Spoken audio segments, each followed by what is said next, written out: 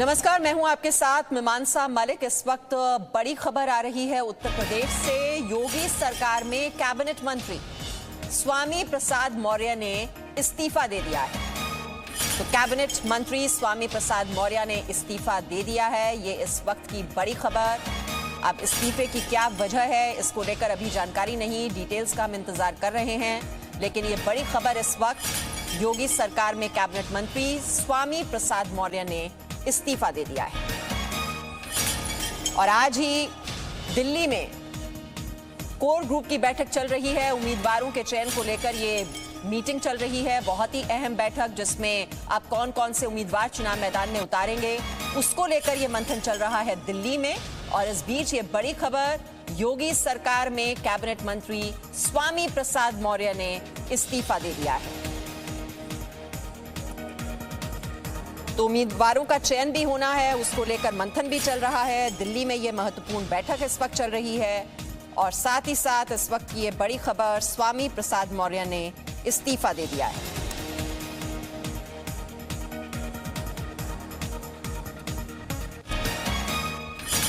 तो उम्मीदवारों का चयन भी होना है, उसको लेकर माथापच्ची हो रही है।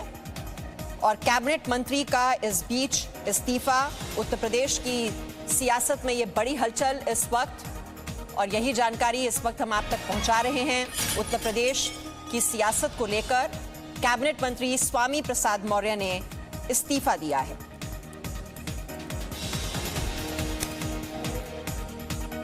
तो जब से चुनाव की तारीखों का ऐलान हुआ है, तब से अब सभी पार्टियां उम्मीदवारों के चयन पर अब मंथन करना शुरू कर चुकी हैं।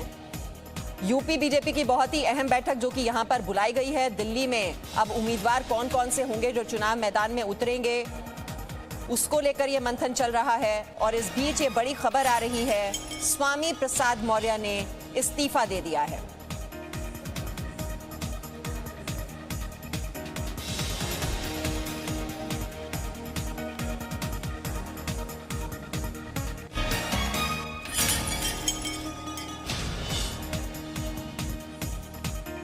तो बड़ी खबर इस वक्त उत्तर प्रदेश से, योगी सरकार में कैबिनेट मंत्री स्वामी प्रसाद मौर्य ने इस्तीफा दे दिया है।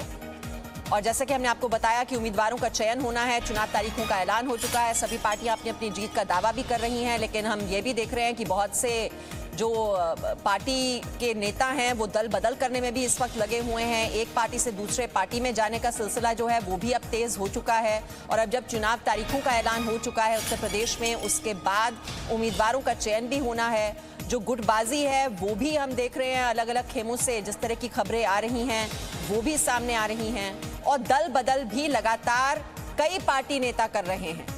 अब स्वामी प्रसाद मौर्य के इस्तीफे की वजह क्या है, नाराजगी की क्या वजह है, इसको लेकर अभी जानकारी नहीं मिल पा रही है। लेकिन बहुत बड़ा ये डेवलपमेंट जो कि उत्तर प्रदेश की सियासत से जुड़ा हुआ है। इससे पहले बीएसपी में थे स्वामी प्रसाद मौर्य और उन्होंने बीजेपी ज्वाइन की, कैबिनेट मंत्री भी बनाए गए थे। और अब उनका ये इस्तीफा,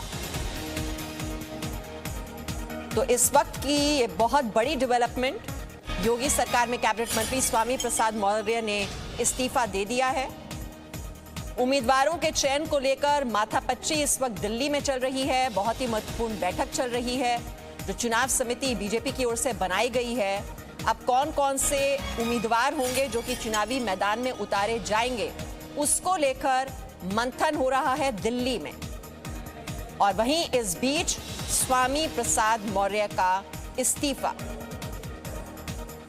इससे पहले स्वामी प्रसाद मौर्य बीएसपी में होते थे, वो बीजेपी में आए, कैबिनेट मंत्री बनाए गए और अब उनका इस्तीफा।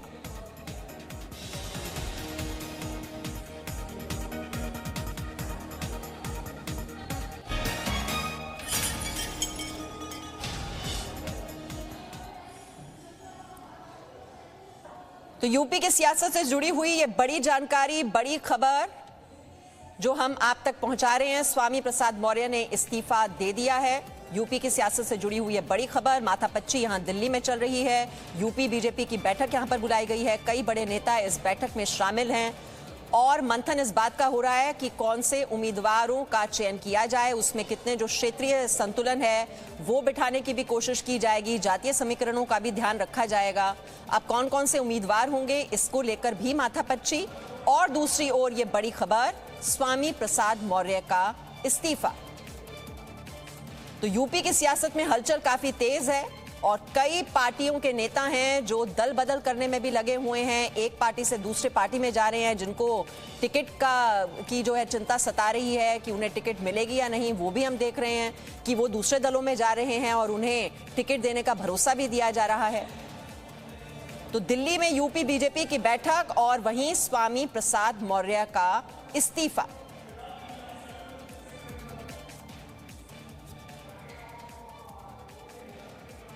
तो ये दो बड़ी जो डेवलपमेंट्स हैं जो यूपी की सियासत से जुड़ी हुई इस वक्त हो रही हैं, वो आप इस वक्त देख रहे हैं अपने टेलीविजन स्क्रीन्स पर।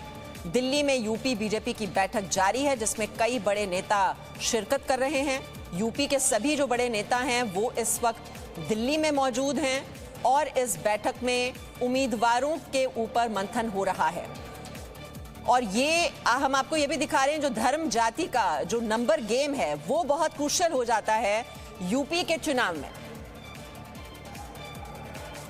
और ये जो खबर है इस वक्त आप दो बड़ी डेवलपमेंट्स देख रहे हैं अपने टेलीविजन स्क्रीन्स पर। उसमें एक तो यूपी बीजेपी की बैठक जिसमें उम्मीदवारों का चयन होना है और दूसरी ओर आप देख रहे हैं स्वामी प्रसाद मौर्य का इस्तीफा। तो नंबर गेम जो है वो बहुत इंपॉर्टेंट हो जाता है, बहुत ही महत्वपूर्ण यूपी के चुनाव में। और कैसे अब ये जो डेवलपमेंट है उसका क्या असर देखने को मिलेगा वो आप देख रहे हैं। धर्म जाति का जो नंबर गेम है जिसमें जो ब्राह्मण हैं वो 12%, दलित 21%, कुर्मी 5%, राजभर जो समाज है वो 2%। तो ये धर्म जाति का ये जो पूरा समीकरण है उसको ध्यान में रखते उम्मीदवारों का चयन भी किया जा रहा है, जिसमें गुर्जर 1%, भूमिहार 1%, जो पंजाबी हैं वो 1%। विशाल पांडे इस वक्त हमारे साथ हैं इसी खबर पर और जानकारी लेकर। विशाल, क्या डिटेल्स अभी तक स्वामी प्रसाद मौर्य का इस्तीफा, कैसे इसे देखा और समझा जाए? मीमांसा, देखिए, स्वामी प्रसाद मौर्य पहले बहुजन समाज पार्टी में थे। 2017 के विधानसभा चुनाव से पहले स्वामी प्रसाद मौर्य ने बीजेपी ज्वाइन की थी और उसके बाद वो पडरौना विधानसभा सीट से विधायक बने थे और यूपी सरकार में, योगी सरकार में मंत्री बने। लेकिन अब 2022 के चुनाव से ठीक पहले स्वामी प्रसाद मौर्य ने इस्तीफा दिया है और जो इस्तीफे की कॉपी में स्वामी प्रसाद मौर्य ने लिखा है उसमें ये राज्यपाल के नाम पे चिट्ठी कि मुख्यमंत्री योगी आदित्यनाथ जी के मंत्रिमंडल में श्रम एवं सेवा योजन व समन्वय मंत्री के रूप में विपरीत परिस्थितियों व विचारधारा में रहकर भी बहुत ही मनोयोग के साथ उत्तरदायित्व का निर्वहन किया है, किंतु दलितों, पिछड़ों, किसानों, बेरोजगार नौजवानों एवं छोटे लघु एवं मध्यम श्रेणी के व्यापारियों की घोर उपेक्षात्मक रवैये के कारण उत्तर प्रदेश के मंत्रिमंडल से इस्तीफा देता हूं।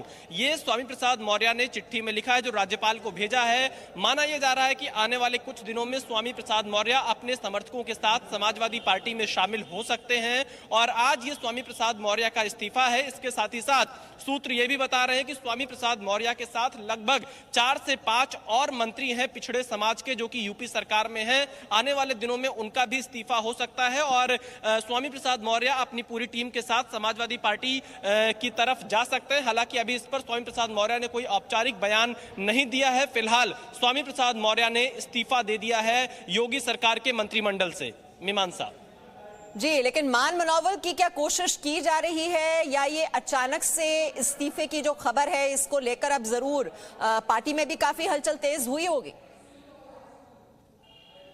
देखिए, पिछले कई महीनों से इस तरह की चर्चा थी, इस तरह की यहाँ पर बातें होती थी कि स्वामी प्रसाद मौर्य नाराज चल रहे हैं, क्योंकि आपको याद होगा अब से 2 से 3 महीने पहले मैंने स्वामी प्रसाद मौर्य का एक इंटरव्यू किया था जिसमें उन्होंने मुख्यमंत्री योगी आदित्यनाथ को लेकर यह बयान दिया था कि चुनाव के बाद मुख्यमंत्री कोई और हो सकता है और मुख्यमंत्री का चयन विधायक दल की बैठक में होगा। उनके उसी बयान से इस बात की नाराजगी साफ झलक रही थी कि वो सरकार में बहुत ज्यादा खुश नहीं है और जिस तरह से उन्होंने जो लेटर लिखा है उस लेटर में ये साफ तौर पे लिखा है स्वामी प्रसाद मौर्य ने कि दलितों, पिछड़ों, किसानों, बेरोजगार नौजवानों और व्यापारियों की उपेक्षा हो रही है, जिसकी वजह से वो मंत्रिमंडल से इस्तीफा दे रहे हैं योगी सरकार के। अब क्योंकि चुनाव की घोषणा हो चुकी है, एक तरफ जहां बीजेपी की अभी कोर ग्रुप की बैठक दिल्ली में चल रही है, उसी बीच स्वामी प्रसाद मौर्य ने ये इस्तीफे का ऐलान कर दिया है, इस्तीफा दे दिया है। और इस वक्त मैं स्वामी प्रसाद मौर्य के घर पर मौजूद हूं। वो अब से थोड़ी देर में यहां पर पहुंचने भी वाले हैं स्वामी प्रसाद मौर्य, और क्योंकि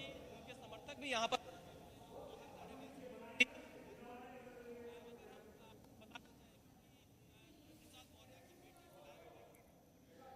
जी विशाल, आपकी आवाज हम तक नहीं पहुंच पा रही है, लेकिन ये चिट्ठी हम आपको दिखा रहे हैं जो बता रहे थे, जिसका जिक्र कर रहे थे विशाल की राज्यपाल को उन्होंने चिट्ठी लिखी है, जिसमें उन्होंने अपेक्षा ये का आरोप लगाया है कि जो दलित हैं, जो पिछड़े समाज है, उसका ठीक ढंग से ध्यान नहीं रख रही है पार्टी, और इसी वजह से उन्होंने ये इस्तीफा दिया है। अब ये एक बहुत बड़ा सेटबैक इसे कहा जा सकता है बीजेपी पार्टी के लिए, क्योंकि लगातार दलितों के और पिछड़ों के जो कल्याण की जो बात लगातार पार्टी कहती रही है, और ऐसे में अगर उनके इस्तीफे के बाद अब वो समाजवादी पार्टी ज्वाइन करने का उनका प्लान है, तो ऐसे में ये एक बहुत बड़ा झटका इसे बीजेपी के लिए कहा जा सकता है। ऐसे वक्त में जब अब चुनावों की तारीखों का ऐलान हो चुका है और उन्हीं के कैबिनेट मंत्री अगर इस तरह का आरोप लगा रहे हैं कि दलितों का और पिछड़ों का ध्यान नहीं रखा गया, तो ये एक बहुत बड़ा सेटबैक बीजेपी के लिए चुनावों से पहले। और यूपी बीजेपी की जो बैठक है इस वक्त दिल्ली में चल रही है, जिसमें उम्मीदवारों के बारे में मंथन चल रहा है, और उन्हीं के पार्टी के कैबिनेट मंत्री अगर इस तरह से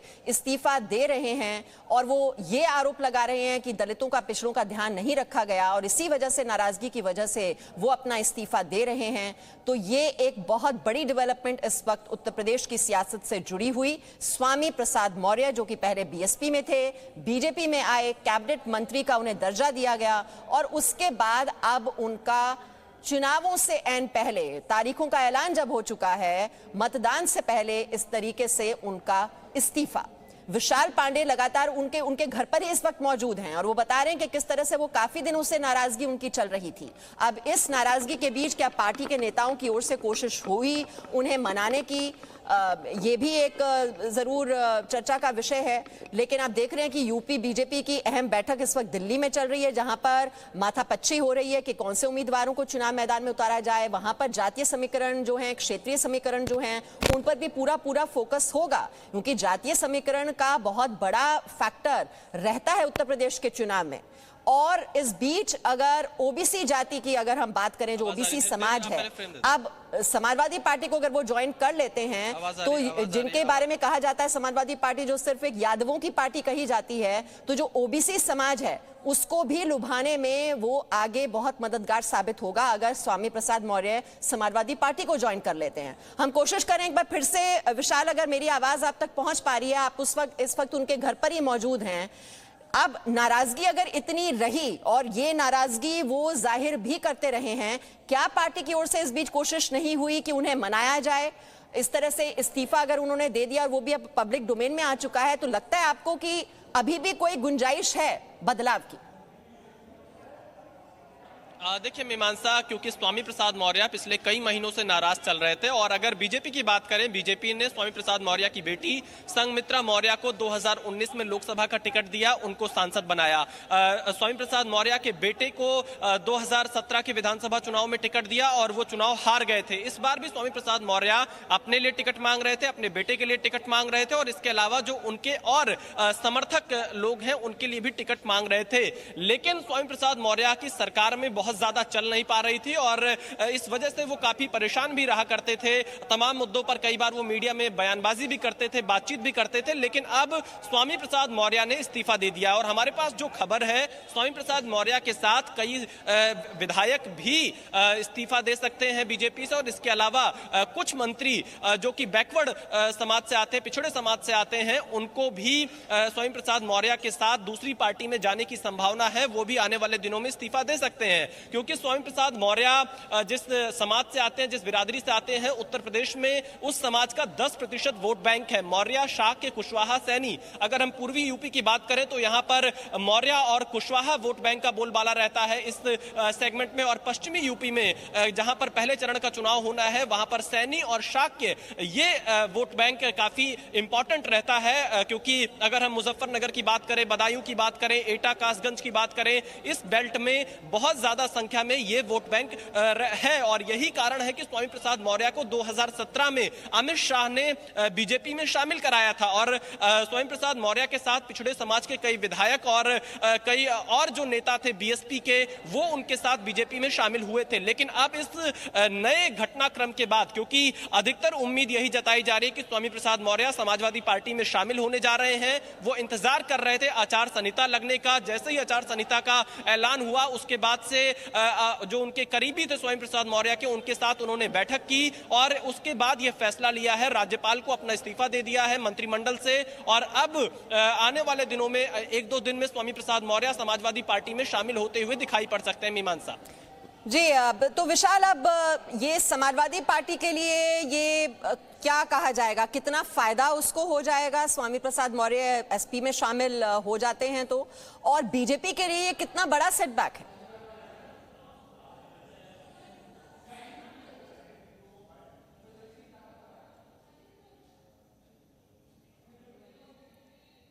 इस वक्त खबर ये आ रही है मीमांसा कि स्वामी प्रसाद मौर्य समाजवादी पार्टी में शामिल हो चुके हैं। और शामिल इस वक्त एक खबर हम अपने दर्शकों को बताना चाहेंगे कि स्वामी प्रसाद मौर्य समाजवादी पार्टी में शामिल हो चुके हैं। और आज उन्होंने अखिलेश यादव से मुलाकात भी की थी लखनऊ में ही। और उसके बाद से ये पूरा घटनाक्रम बताया जा रहा है कि स्वामी प्रसाद मौर्य का ये इस्तीफा हुआ है। और स्वामी प्रसाद मौर्य ने अपना इस्तीफा राज्यपाल को भेजा है और उसमें कई तमाम चीजों की जानकारियां भी उसमें उन्होंने लिखी है कि उन्होंने इस्तीफा क्यों दिया है। लेकिन फिलहाल जो खबर आ रही है कि अखिलेश यादव से स्वामी प्रसाद मौर्य की मुलाकात हो चुकी है। थोड़ी देर में तस्वीर सामने आ जाएगी जो ज्वाइनिंग की बात सामने आ रही है स्वामी प्रसाद मौर्य के। हमारे सूत्र बता रहे हैं कि आज उन्होंने अखिलेश यादव से लखनऊ में मुलाकात की है और उसके बाद ये स्वामी प्रसाद मौर्य ने इस्तीफा दिया है। मीमांसा जी, तो समाजवादी पार्टी उन्होंने ज्वाइन भी कर लिया जैसा कि आप बता रहे हैं, तो समाजवादी पार्टी को इससे कितना फायदा हो जाएगा? क्योंकि